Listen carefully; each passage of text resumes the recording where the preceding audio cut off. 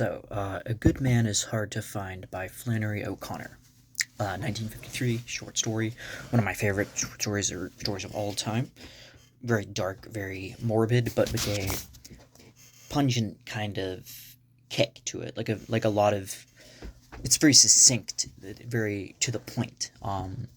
And it's quite easy to read. It might maybe not easy, but like as time wise goes, it's quite simple to sit down in an afternoon and read for like half an hour, maybe 45 minutes. And there's actually audio of Miss Flannery O'Connor herself reading the book in its entirety. Although, um, to my own, probably this is just my own kind of misunderstanding of dialects, but I did have a bit of trouble hearing it. But I think I might have to just maybe find a better quality version. But there is probably a bunch of different places you can find it. But that's with that being said, it's about this family by the name of it's about its mother named Bailey, who is the head of a household in Atlanta, Georgia, and it's right off the bat really Southern Gothic setting, kind of makes the style of it, and she is ready to take her family on a vacation to Florida, and there's also her mother, who's referred to as only the grandmother throughout the story, who informs them that there's this escaped convict known only as the Misfit rambling around, who's on his way, is rumored to be on his way to Florida, too. So right off the bat, you get this very kind of you know bad, horrible omens going on right now. It's like they shouldn't be going anywhere in that direction. You get like every gut feeling. This is why it's like so brilliant, because there's every reason not to go to this particular place, and there is flying them in the face too. So there he's escaped prison too. So he's a killer, murderer, obviously.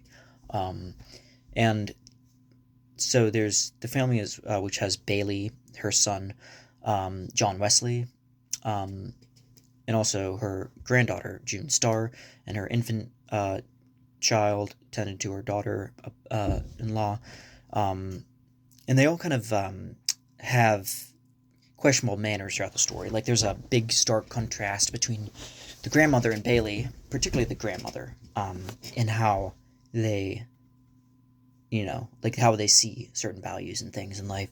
The grandmother constantly kind of alludes to an older time when things were better, when people would behave, when um, values weren't questioned, and the good old days, to put it simply.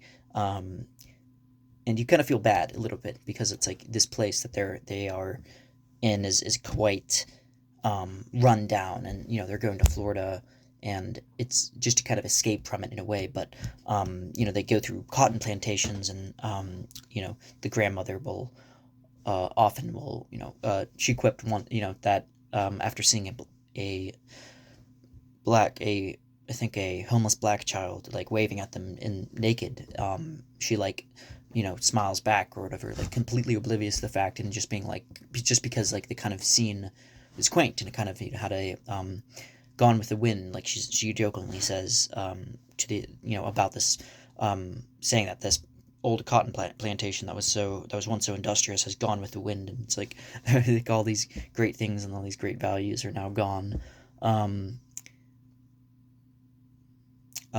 but yeah, she continues like kind of harping on her children, and being like, but back when I was your age, I was dating a wealthy guy who was like a stock merchant who owned like a lot of Coca-Cola stock or something, and just like a lot of kind of platitudes, and the children kind of like don't really care a lot. They're just kind of like doing mind their own business. And meanwhile, the whole time, I forgot to mention their cat Patty Sing, is they've snuck into the car because they want to, they're one of them is like afraid of leaving the cat back home with them, so they're like, they put her in the cage and kind of like hid her in the back seat, and unbeknownst to the anybody else in the car, I think they're just to kind of because they're scared that um so yeah, so they're driving, and they continue on, and then they end up stopping for dinner at like a barbecue place named the Tower Restaurant, and it's owned by a the infamous Sammy or sorry Red Sammy Butts. Yeah, I remember that name. It's, stuck to me. Red Sammy Butts, who's like, kind of shares this same similar kind of alluding or this appealing to the past kind of um, personality, very kind of just like the good old days kind of thing with the grandmother of the story, and they talk for a good margin about like how how back when and but I should also point out that the restaurant too is like kind of run down. It's kind of like it's a fall from grace, and again you're kind of getting this not acquiescent, but this kind of like brooding over the past, and a kind of like if things weren't this way, like like this because like there's a lot of big businesses in the past that prospered, and they were very in the South, and the South had their cotton boom. They had great industry, especially like around before the Civil War, and I guess ever since then, considering this was the 50s, it might have been set in the 40s. I'm not sure exactly when this. It seems to be in its own almost independent timeline, but I'd venture to guess that this is probably not all that you know um, not maybe not all too far from the like 40s or 50s, I think, or maybe 30s at the earliest. But I think they're all kind of like the grandmother and Sammy, Red Sammy Butts. They reminisce a lot about the past, and um, are just like talk about like how there's nobody has any values, nobody has any civility anymore. So and then later on, they after dinner they end up continuing on their quest to the to Florida, and they and then all of a sudden the grandmother gets like this kind of a wild hair out of nowhere, just to like visit another plantation that she heard of that might still be up, that she that kind of um, was a part of her childhood as well. And she's like, oh, we should go to this one plantation. And then that causes kind of a quick misunderstanding when they're turning around, and the cat jumps out of the seat, and then Bailey's just completely like shocked, and then by this, and then all of a sudden flies off the road, and they're all fine, but they do kind of scuffle up their car enough that it's like not quite immediately runnable, not quite immediately remedial, I guess, not able to be um, fixed by them. I think like they might have a flat tire or something like that. So they're kind of indisposed in the middle of the road, or middle off the kind of road in the middle of nowhere. And then here out of nowhere are three guys, this gang of trio of really just scary looking men. And right away the grandmother recognizes one of them to be the misfit, because she's like, oh, I recognize the misfit. And she's like kind of almost like unflummoxed, like she's not even phased. That's what I thought was like, it kind of added to the eeriness to for me. Um, but maybe that's just me. And then of the rest of them, they're just like they just instantly take the like without even question. The misfit just like basically just like gives like one look at them, and they know that what to do, and they basically take all the kids like John Wesley and the rest, all the children, and then they basically just kill them all. They're shot, and yeah, along with Bailey, and then basically the only one left is the grandmother, and then she's like, begging for her life, but she's like, not sure how to go about it, because she's like, one second she was phased, a little bit unfazed, like recognized, and then now she's like, I guess it's like she's not really sure what to make of the whole thing, but then the misfit, she basically tells him like, hey, you should try praying, and then he's like, I don't know, like he's just like, I don't know what I believe in. I don't know about Jesus Christ. I don't know about any of that. And he's just completely unclear, which is like a classic kind of Hazelmote's kind of from Wise Blood kind of nihilism that you get, like a nihilism that isn't actively seeking out purpose. It's not um, really all that interested in like meaning or finding passion or anything. And the like stark contrast between a mother just has values and is like like very like sternly like firmly rooted kind of woman, is just like has like tons of meaning in life. Jesus, like her family, and this and old values, and then the misfits just like the stark contrast of like somebody who's just so um, broken and gone. Like really, he's at that point. He can kind of see that. He all of a sudden he's kind of expressing a bit of that angst, like if not knowing what to do. And then finally, after seeing him kind of it dreading a little bit, the grandmother ends up touching him and saying like, like you would be you're one of my babies. I think she says like you're one of my own. And then suddenly out of nowhere, the misfit takes out his gun, shoots her, just run, and then says that, and then just very calmly tells the rest of his companions like she would have been a good woman if there was somebody there to shoot her for every minute of her life, which is like oof, that really drives a nail, I think. Because that's yeah. There's he ends by saying in a conclusive way, just like there's no this the like violence really doesn't afford any real pleasure in life, which is like that too also kind of in tied up with the line of being she would have been a good woman.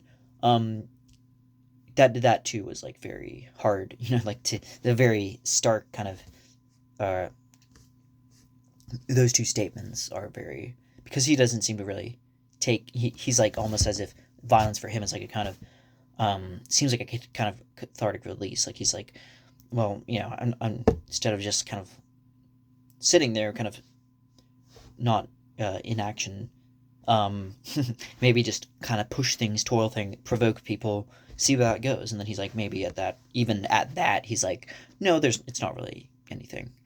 And that's kind of the misfit, and that's the end of the story. Should have said spoilers, but I think at this point you kind of get that.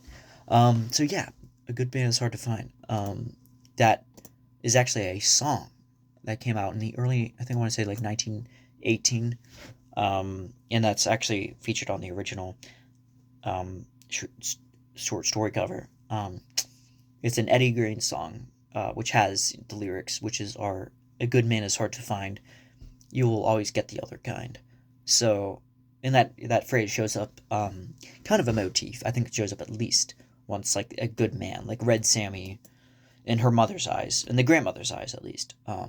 Who's the only one who could actually have time to afford to care about any of this. And I feel bad for her, but yeah, at the same time, you're kind of like tired by her. You're like, but in her eyes, like it was like Red Sammy was a good man, one of the few. And it's like that's where I think the line really drives home, is like a good man is hard to find, in any of when in somewhere like the South, I suppose. Like just and that kind of odyssey they go through and is like like it's supposed to be relieving, and the whole time that just all they find is just violence, and it's just like this poor family, that's what they had to deal with.